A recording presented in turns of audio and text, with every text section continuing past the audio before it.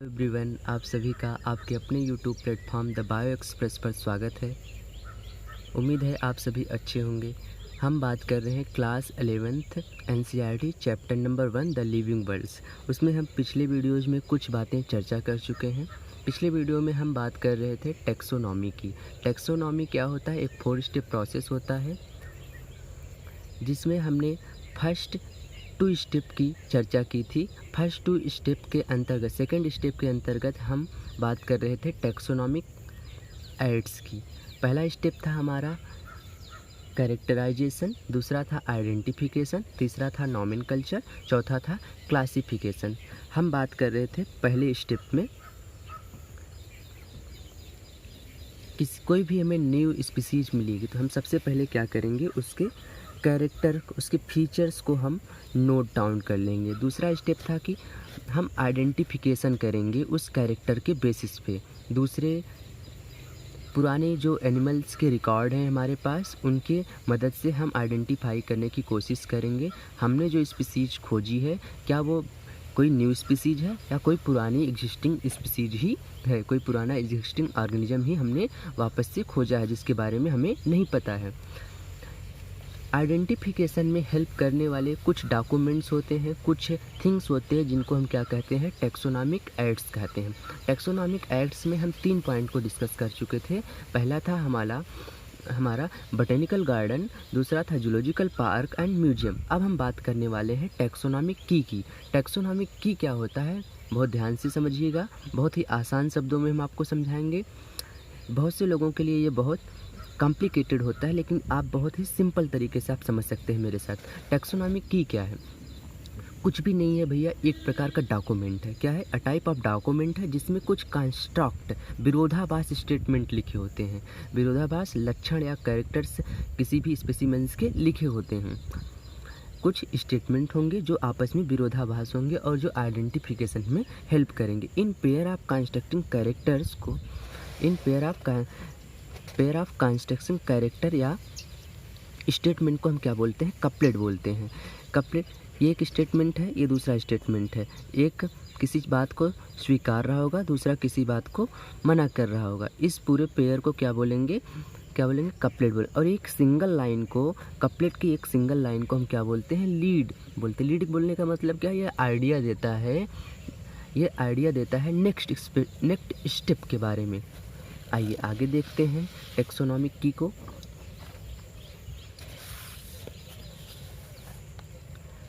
Each single statement called lead. It is separate for each taxonomic category. ये प्रत्येक taxonomic category के लिए अलग अलग होता है। इस टेक्सोनॉमिक कैटेगरी क्या होती है, हमने लेक्चर नंबर 1 में आपको बताया था। 7 टेक्सोनॉमिक कैटेगरी क्या था, kingdom, phylum, class, order, family, genus, species. प्रत्येक एक टेक्सोनॉमिक कैटेगरी के लिए हमारा जो टेक्सोनॉमिक की होता है वो अलग अलग होता है। मान लो आपको कोई ऑर्गेनिज्म मिला, कोई स्पेसिमेंस मिला, आपको आइडेंटिफाई करना है कि वो किंगडम एनिमलिया में होगा या किंगडम प्लांटी में होगा। तो टेक्सोनॉमिक ऐड की आप मदद लेंगे। टेक्सोनॉमिक की जब आप मदद लेंगे तो वहाँ 2 स्टेटमेंट आपको दिखेंगे। एक कह रहा होगा कि does it have chloroplast, does it not have chloroplast. चलो, आपने पहला टिक कर लिया, देखा कि उसमें क्लोरोप्लास्ट था तो वो किस में चला गया, किंगडम प्लांटी में चला गया। तो टेक्सोनॉमिक कैटेगरी में किंगडम में आपने उसको किंगडम प्लांटी में रख दिया। ठीक इसी प्रकार से यहाँ कुछ एग्जाम्पल्स के ज़रिए हम आपको बताने वाले हैं, देखेंगे। Tree which leaves modified as needles.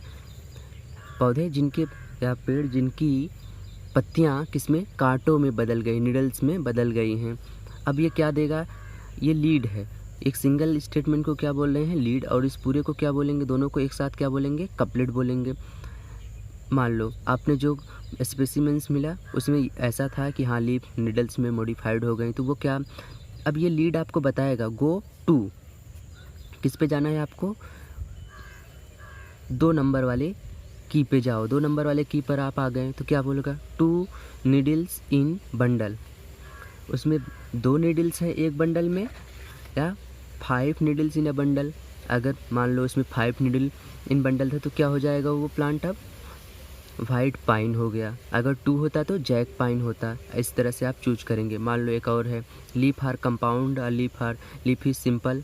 मान लो आपने चूज कर लिया लीफ इज सिंपल। अब अगले में फोर्थ में क्या लिखा होगा, leaf have reticulate venation, leaf have parallel venation. मान लो आपने leaf have parallel venation choose कर लिया तो क्या हो जाता है, वो मोनोकाट हो जाता है। इस तरह से आप इसको क्या करते हैं, आइडेंटिफाई करते हैं। अभी आपके लिए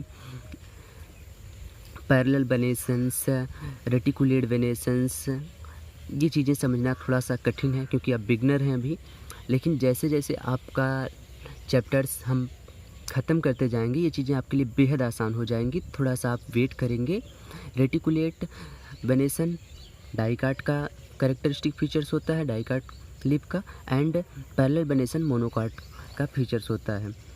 वन मोर थिंग्स, इसी तरह से और भी ये हो सकते हैं। मैंने सब मेंशन नहीं किया आपको समझने के लिए जितना, क्योंकि आपके सिलेबस में ये चीज़ें मेंशन नहीं हैं।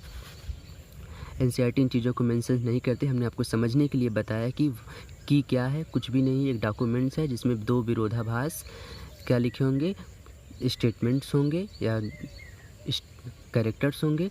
उनमें से आपको किसी एक को चूज करना होगा। दोनों को एक साथ पेयर ऑफ कंस्ट्रक्शन कैरेक्टर को हम क्या बोल रहे थे, कपलेट बोल रहे थे। एक सिंगल लाइन को हम क्या बोलेंगे, एक सिंगल स्टेटमेंट को क्या बोलेंगे, लीड बोलेंगे। ठीक, एक लीड चूज करेंगे तो हमें बताया कि अगले लीड पे जाना है, कौन से लीड पे जाना है वो हमें बताती है। ठीक, प्रत्येक टैक्सोनॉमिक कैटेगरी के लिए लीड हमारी अलग अलग होती है। टैक्सोनॉमिक कैटेगरी के लिए जो हमारा टैक्सोनॉमिक की होता है वो अलग अलग होता है। ठीक, टैक्सोनॉमिक की आइडेंटिकल इन नेचर्स होता है। Identical in natures and based on the similarity and dissimilarity be select one, जिनमें से हम कोई एक ही चूज करते हैं। एनालिटिकल का मतलब क्या हो गया, आप उसकी एक एक स्टेप पे एक एक क्वालिटी को एक्सप्लोर कर रहे हैं, एक एक क्वालिटी को आइडेंटिफाई करते जा रहे हैं, तो इसलिए इसको हम बोलते हैं एनालिटिकल इन नेचर्स। नेक्स्ट आता है हमारा भैया फ्लोरा। फ्लोरा क्या है, detail of plant specimens of a given area. Area specific document होता है।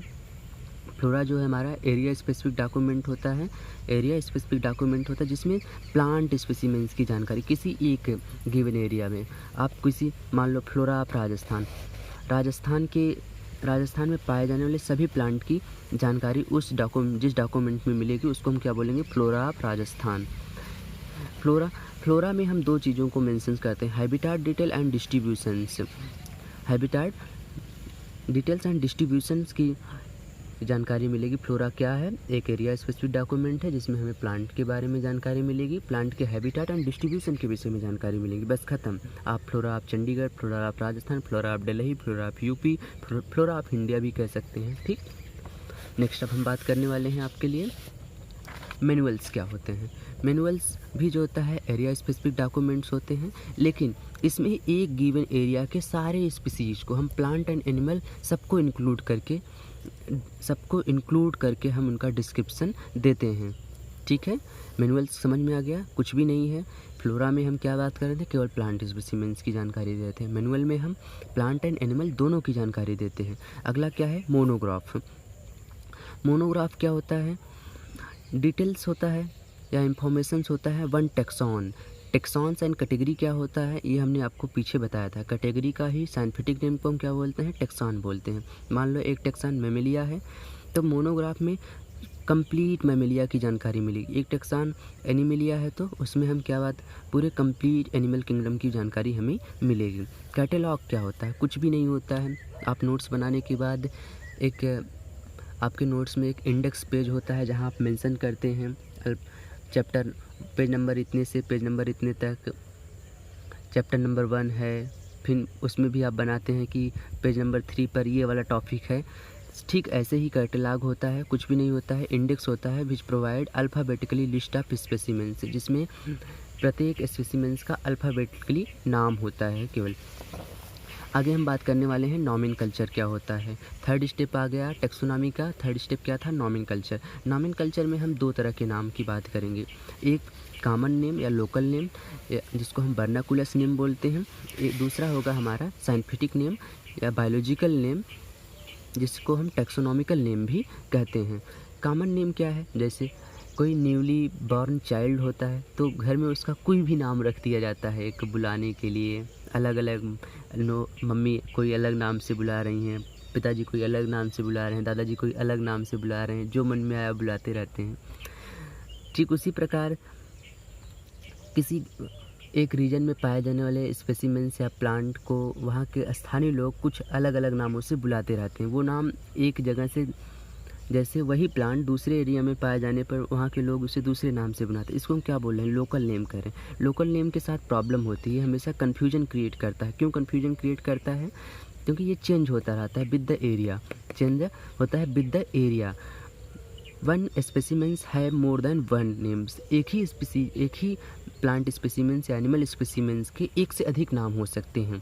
ठीक, जैसे आप उस छोटे बच्चे को पप्पू, गप्पू, छोटू, मोटू करते रहते हैं, लेकिन उसका कोई एक ओरिजिनल नाम होता है जो मार्कशीट पर या किसी भी लीगल प्रोसेस में हम इस्तेमाल करते हैं। ठीक उसी प्रकार हम प्लांट या एनिमल स्पीसीज या स्पेसिमेंस की भी हम कुछ साइंटिफिक नाम्स की बात करते हैं जो ऑल वर्ल्ड पूरे संसार में एक ही होता है, जिसको हम क्या बोलते हैं, साइंटिफिक नेम्स, बायोलॉजिकल या नेम या टेक्सोनॉमिकल नेम कहते हैं। किसने इस चीज़ को इंट्रोड्यूस कराया? उनका नाम था कैलोरस लिनियस बाइनॉमियल कल्चर। इन्होंने अपना एक थीम प्रस्तुत किया नॉमेनकल्चर का, जिसको हम क्या बोलते हैं, बाइनॉमियल नॉमेनकल्चर बोलते हैं। कैलोरस लिनियस कौन थे?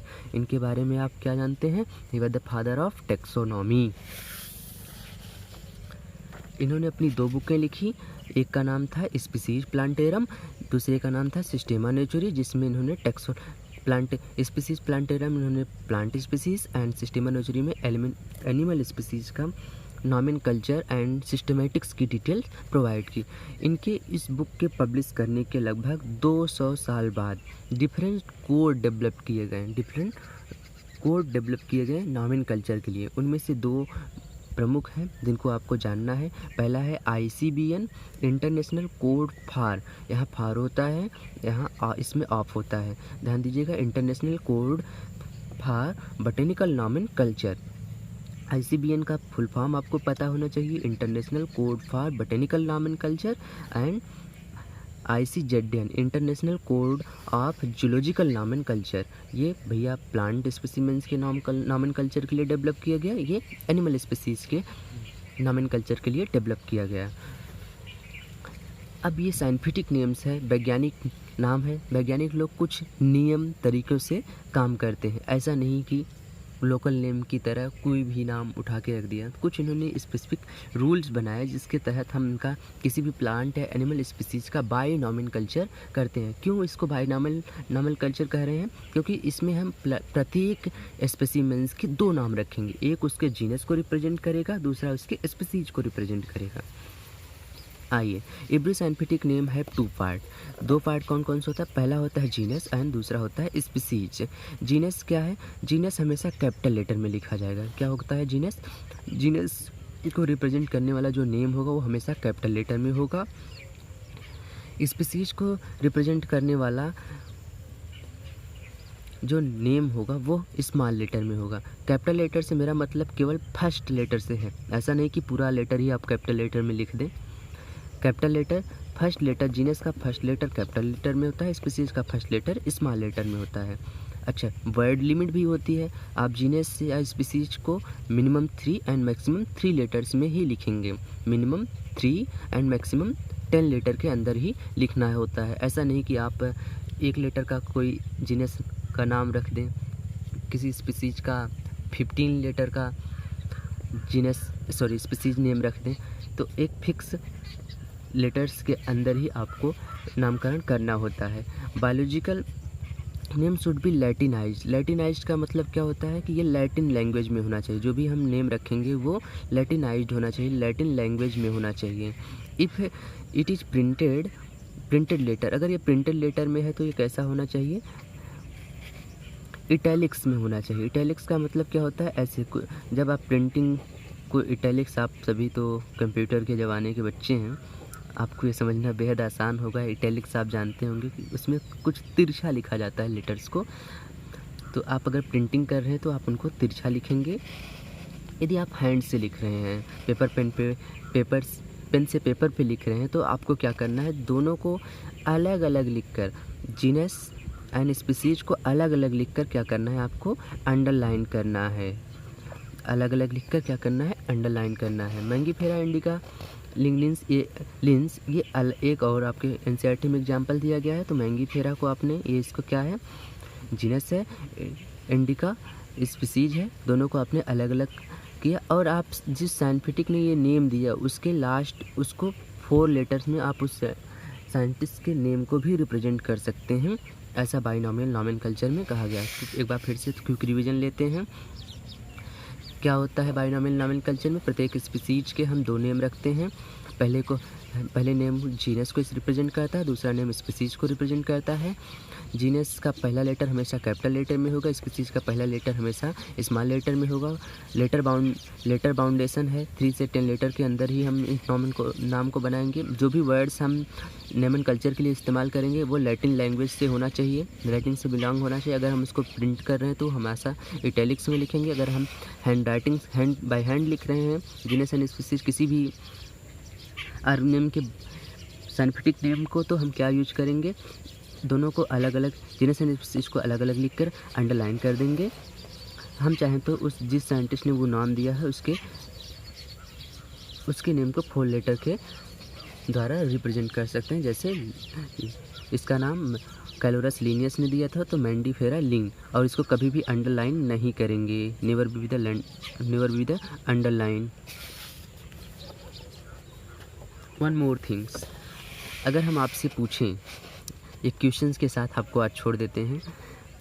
होमो सैपियंस, अगर हम सिर्फ लिखें होमो और अगर हम लिखें सेपियन, क्वेश्चन हमारा ये है, क्या होमो को हम जीनस बोलेंगे और क्या सैपियंस को हम स्पीसीज बोलेंगे? कौन सा करेक्ट, क्या होमो हमारा जीनस है और क्या सैपियंस हमारा स्पीसीज है? ये आपको कमेंट में हमें बताना है। आज के लिए बस इतना ही साथियों। अगर लेक्चर पसंद आया हो तो चैनल को ज़रूर सब्सक्राइब कीजिएगा। अगले लेक्चर्स में हम पूरे चैप्टर को ख़त्म कर देंगे। Thank you very much.